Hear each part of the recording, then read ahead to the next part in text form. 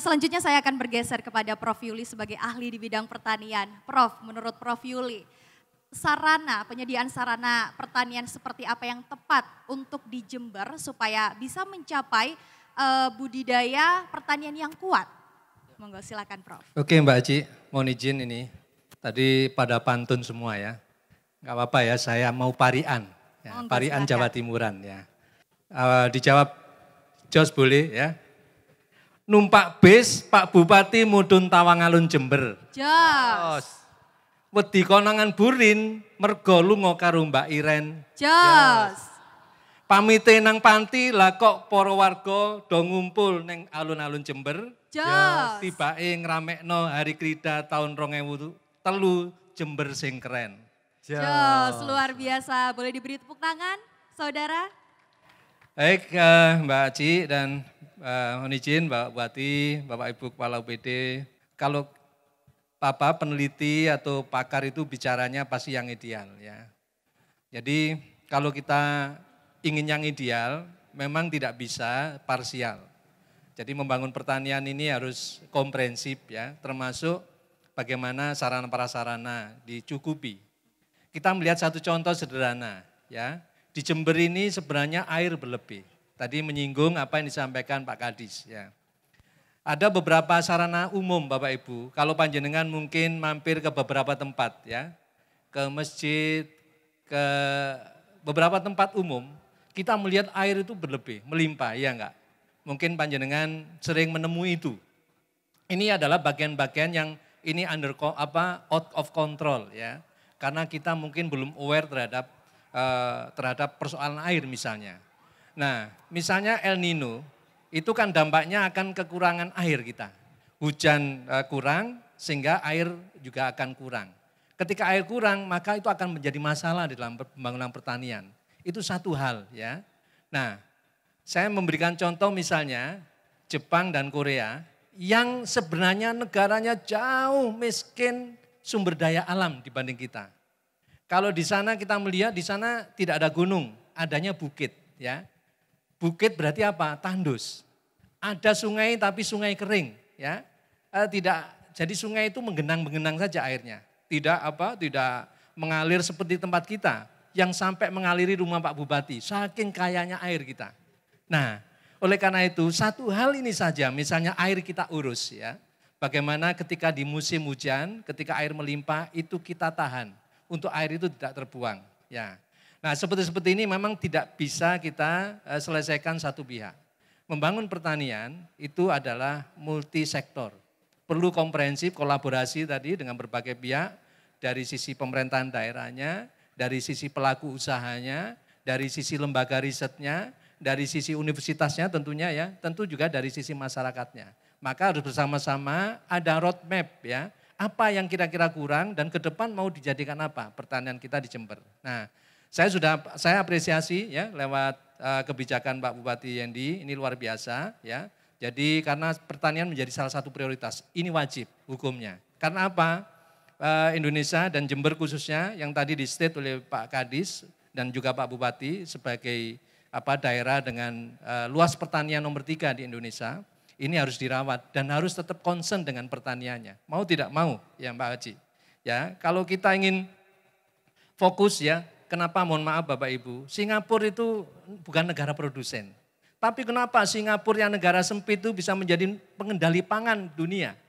Ya, karena itulah mereka menangnya di trading, menangnya di logistik ya. Jadi kalau kita ingin belajar trading maka di Singapura. Nah, sebaliknya Thailand bagaimana? Nah Indonesia ini mau tidak mau yang kita dulu sudah cocok ya. Sudah kita fokus ke pertanian ya. Pak Bupati Jember sudah terus fokus ke pertanian ini jangan bergeser ya. Jadi dulu pernah kita sudah fokus ke pertanian tapi setengah hati. Akhirnya kita ke industri karena dianggap pertanian ini kurang menjanjikan. Akhirnya apa yang terjadi? Pertanian setengah hati, industri kagak. Akhirnya juga dampaknya sangat panjang, termasuk bagaimana anak-anak muda kita ini sekarang kurang. Nah, jadi menurut saya beberapa contoh misalnya sarana prasarana, mau tidak mau terkait dengan pengairan tadi, ini harus kita kelola dengan sangat baik. Dimana ketika ada cuaca ekstrim, kita tidak mengalami kesulitan air, itu contoh. Dan banyak lagi sarana prasarana termasuk tadi Pak Kadis menyampaikan, mau tidak mau akses pangan itu adalah tidak hanya sekedar akses ekonomi tapi juga akses secara fisik, yaitu sarana transportasi. Mau tidak mau kalau kita concern di pertanian, maka mulai dari ujungnya, mulai dari hulunya. Apa itu? Supaya di hulunya ini membuat semua orang kerasan di situ. Anak-anak muda kerasan di situ, coba mungkin Mbak Aci. Kalau Mbak Aci hidup di desa, kira-kira, mohon maaf ini ya, hidup di desa, kira-kira apa yang dipikirkan kalau punya anak? Mau disekolahkan di desa itu? Oh enggak biasanya. Nah ini salah satu, nah inilah salah satu Bapak Ibu, di beberapa tempat saya tidak, ini hanya benchmark ya. Bagaimana tadi saya contohkan negeri di seberang itu membangun pertanian. Begitu di satu wilayah itu ditetapkan sebagai sentra produksi pertanian, maka seluruh fasilitas dipenuhi. Seluruh sarpras dipenuhi, termasuk sekolah-sekolah harus standar. Jadi zonasi tidak ada masalah dengan zonasi. Kita sekarang mohon maaf Bapak Ibu teriak-teriak semua ketika zonasi. Kenapa? Karena belum merata pendidikan antara kota dan desa dan antara kota sendiri. Itu juga belum merata. Sehingga khawatir kalau kita hidup di desa. Coba Mbak Aci tadi ya. Pasti was-was dengan masa depan anak. Waduh kalau saya sekolahkan di desa lah. Dengan ini juga akan menggerus kekuatan kita di pertanian. Banyak sekali kalau kita bicara pertanian itu. Kira-kira itu Mbak Aci ya. Oke, baik.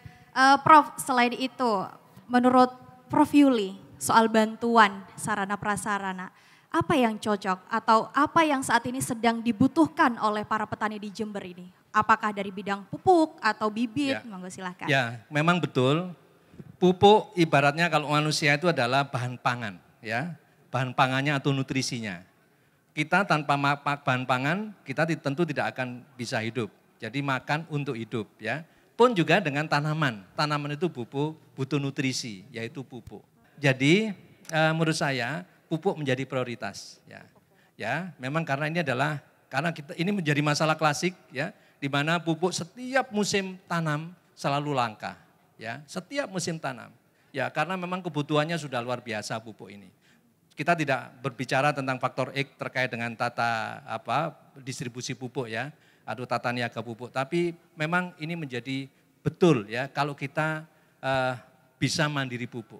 Ya, kita buat kalau dulu kita hajar itu para pemain-pemain pupuk ketika kita memang mandiri. Kalau kita belum mandiri pupuk jangan mentang-mentang kita akan menghajar mereka karena kita masih butuh mereka. Ya, jadi pupuk menjadi hal yang tentang sekarang bagaimana kita butuh pupuk anorganik atau pupuk organik, karena dua-duanya dibutuhkan.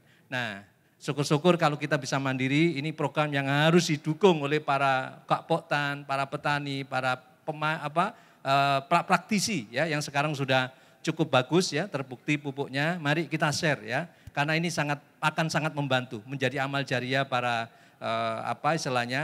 inventor ya di bidang pupuk untuk memberikan ilmunya ya, formulanya pupuk organik ini bagi pertanian di Jember. Begitu Mbak Aci.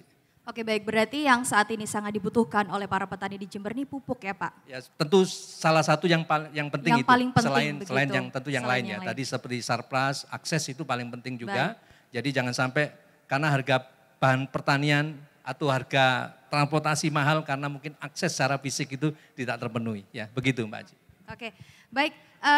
Sebelum saya ingin menanyakan tanggapan kepada Bapak Imam terkait saran yang sudah diberikan oleh Prof Yuli, kita akan break sejenak.